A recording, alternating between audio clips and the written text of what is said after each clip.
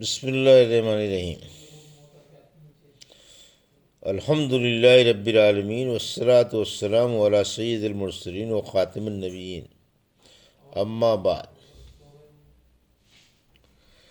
صحیح بخاری باب کتاب الوضو، حدیث نمبر 187، اردو ترجمہ۔ لوگوں کے وضو کا بچا ہوا پانی استعمال کرنا۔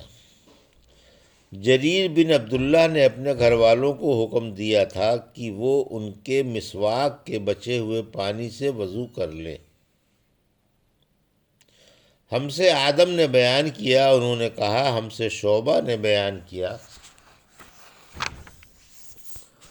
انہوں نے کہا۔ ہم سے حکم نے بیان کیا، انہوں نے ابو حذیفہ رضی اللہ عنہ سے سنا، وہ کہتے تھے کہ ایک دن رسول اللہ صلی اللہ علیہ وسلم ہمارے پاس دوپہر کے وقت تشریف لائے تو آپ کے لیے وضو کا پانی حاضر کیا گیا، جس سے آپ نے وضو فرمایا۔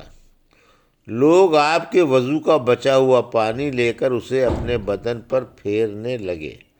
آپ صلی اللہ علیہ وسلم نے ظہر کی 2 رکعتیں ادا کیں اور عصر کی بھی 2 رکعتیں، اور آپ کے سامنے آڑ کے لیے ایک نیزہ تھا۔ حدیث نمبر 188، اردو ترجمہ۔ اور ایک دوسری حدیث میں ابو موسیٰ اشعری رضی اللہ عنہ کہتے ہیں کہ نبی اکرم صلی اللہ علیہ وسلم نے ایک پیالہ منگوایا جس میں پانی تھا، اس سے آپ صلی اللہ علیہ وسلم نے اپنے ہاتھ دھوئے اور اس پیالے میں منہ دھویا اور اس میں کلی فرمائی، پھر فرمایا تو تم لوگ اس کو پی لو اور اپنے چہروں اور سینوں پر ڈال لو۔ حدیث نمبر 189، اردو ترجمہ۔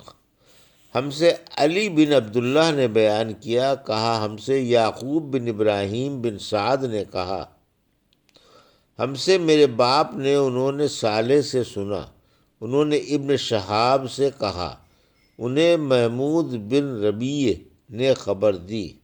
ابن شہاب کہتے ہیں محمود وہی ہے کہ جب وہ چھوٹے تھے تو رسول کریم صلی اللہ علیہ وسلم نے انہی کے کنویں کے پانی سے ان کے منہ میں کلی ڈالی تھی، اور عروہ نے اسی حدیث کو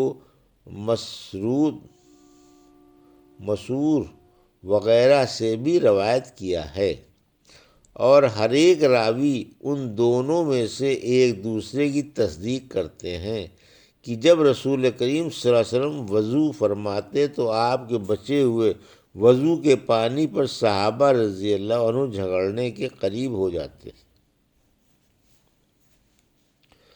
حدیث نمبر 190، ہم سے عبد الرحمن بن یونس نے بیان کیا، انہوں نے کہا ہم سے حاتم بن اسماعیل نے جعد کے واسطے سے بیان کیا، کہا انہوں نے صائب بن یزید سے سنا، وہ کہتے تھے کہ میری خالہ مجھے نبی کریم صلی اللہ علیہ وسلم کی خدمت میں لے گئیں اور عرض کیا کہ یا رسول اللہ، میرا یہ بھانجا بیمار ہے۔ آپ نے میرے سر پر اپنا ہاتھ پھیرا اور میرے لیے برکت کی دعا فرمائی، پھر آپ نے وضو کیا اور میں نے آپ کے وضو کا بچا ہوا پانی پیا، پھر میں آپ کی کمر کے پیچھے کھڑا ہو گیا اور میں نے مہر نبوت دیکھی جو آپ کے مونڈھوں کے درمیان ایسی تھی جیسے چھپر کھٹ کی گھنڈی یا کبوتر کا انڈا۔ حدیث نمبر 191، ایک ہی چلو سے کلی کرنے اور ناک میں پانی دینے کے بیان میں۔ ہم سے مسدد نے بیان کیا، انہوں نے کہا ہم سے خالد بن عبداللہ نے بیان کیا، ان سے عمرو بن یحییٰ نے اپنے باپ یحییٰ کے واسطے سے بیان کیا۔ وہ عبداللہ بن زید رضی اللہ عنہ سے نقل کرتے ہیں کہ وضو کرتے وقت انہوں نے برتن سے پہلے اپنے دونوں ہاتھوں پر پانی ڈالا، پھر انہیں دھویا، پھر دھویا، یا یوں کہا کہ کلی کی اور ناک میں ایک چلو سے پانی ڈالا اور 3 مرتبہ اسی طرح کیا، پھر 3 مرتبہ اپنا چہرہ دھویا، پھر کوہنیوں تک اپنے دونوں ہاتھ دو بار دھوئے، پھر سر کا مسح کیا، اگلی جانب اور پچھلی جانب، اور ٹخنوں تک اپنے دونوں پاؤں دھوئے۔ پھر کہا کہ رسول اللہ صلی اللہ علیہ وسلم کا وضو اسی طرح ہوا کرتا تھا۔ حدیث نمبر 192، اردو ترجمہ۔ سر کا مسح ایک بار کرنے کے بیان میں۔ ہم سے سلیمان بن حرب نے بیان کیا، انہوں نے کہا ہم سے وہیب نے بیان کیا، ان سے عمرو بن یحییٰ نے اپنے باپ یحییٰ کے واسطے سے بیان کیا۔ وہ کہتے ہیں کہ میری موجودگی میں عمرو بن حسن نے عبداللہ بن زید رضی اللہ عنہ سے رسول کریم صلی اللہ علیہ وسلم کے وضو کے بارے میں پوچھا، تو عبداللہ بن زید رضی اللہ عنہ نے پانی کا ایک طست منگوا دیا، پھر ان لوگوں کے دکھانے کے لیے وضو شروع کیا۔ پہلے طست سے اپنے ہاتھوں پر پانی گرایا، پھر انہیں 3 بار دھویا، پھر اپنا ہاتھ برتن کے اندر ڈالا، پھر کلی کی اور ناک میں پانی ڈال کر ناک صاف کی 3 چلوؤں سے 3 دفعہ، پھر اپنا ہاتھ برتن کے اندر ڈالا اور اپنے منہ کو 3 بار دھویا، پھر اپنا ہاتھ برتن کے اندر ڈالا اور دونوں ہاتھ کوہنیوں تک 2 بار دھوئے، سر پر مسح کیا، اس طرح کہ پہلے آگے کی طرف اپنا ہاتھ لائے، پھر پیچھے کی طرف لے گئے، پھر برتن میں اپنا ہاتھ ڈالا اور اپنے دونوں پاؤں دھوئے۔ دوسری روایت میں ہے ہم سے موسیٰ نے ان سے وہیب نے بیان کیا کہ آپ نے سر کا مسح 1 دفعہ کیا۔ حدیث نمبر 193، اردو ترجمہ۔ اس بارے میں کہ خاوند کا اپنی بیوی کے ساتھ وضو کرنا اور عورت کا بچا ہوا پانی استعمال کرنا جائز ہے۔ حضرت عمر رضی اللہ عنہ نے گرم پانی سے اور عیسائی عورت کے گھر کے پانی سے وضو کیا۔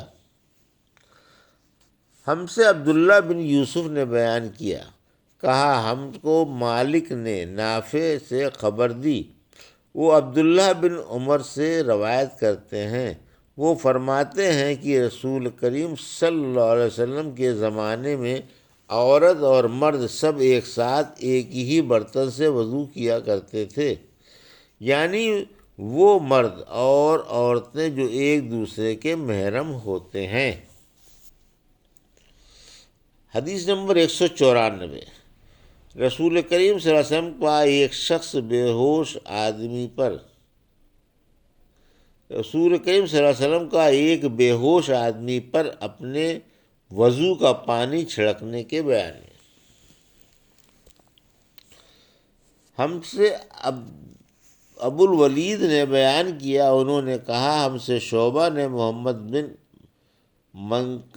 منقدر کے واسطے سے انہوں نے حضرت جابر رضی اللہ عنہ سے سنا، وہ کہتے تھے کہ رسول کریم صلی اللہ علیہ وسلم میری مزاج پرسی کے لیے تشریف لائے، میں بیمار تھا، ایسا کہ مجھے ہوش تک نہیں تھا، آپ صلی اللہ علیہ وسلم نے وضو کیا اور اپنے وضو کا پانی مجھ پر چھڑکا تو مجھے ہوش آ گیا، میں نے عرض کیا یا رسول اللہ میرا وارث کون ہوگا؟ میرا تو صرف ایک کلالہ وارث ہے۔ اس پر یہ آیت میراث نازل ہوئی۔ حدیث نمبر 195، لگن، پیالے، لکڑی اور پتھر کے برتن سے غسل اور وضو کرنے کے بیان میں۔ ہم سے عبداللہ بن منیر نے بیان کیا، انہوں نے عبداللہ بن بکر سے سنا، کہا ہم کو حمید نے یہ حدیث بیان کی، انہوں نے انس سے نقل کیا، وہ کہتے ہیں کہ ایک مرتبہ نماز کا وقت آ گیا تو جس شخص کا مکان قریب ہی تھا وہ وضو کرنے اپنے گھر چلا گیا، اور کچھ لوگ جن کے مکان دور تھے رہ گئے، تو رسول کریم صلی اللہ علیہ وسلم کے پاس پتھر کا ایک لگن لایا گیا جس میں کچھ پانی تھا، اور وہ اتنا چھوٹا تھا کہ آپ اس میں اپنی ہتھیلی نہیں پھیلا سکتے تھے، مگر سب نے اس برتن کے پانی سے وضو کر لیا۔ ہم نے حضرت انس رضی اللہ تعالیٰ عنہ سے پوچھا کہ تم کتنے نفر تھے؟ کہا 80 سے کچھ زیادہ ہی تھے۔ یہ تھی صحیح بخاری باب کتاب الوضو کی حدیث نمبر 187 سے 195 تک کا اردو ترجمہ۔ اللہ سے دعا ہے کہ اللہ ان حدیثوں کی صحیح سمجھ ہم کو عطا فرمائے اور ان پر اپنی زندگی گزارنے کی توفیق عطا فرمائے، آمین یا رب العالمین۔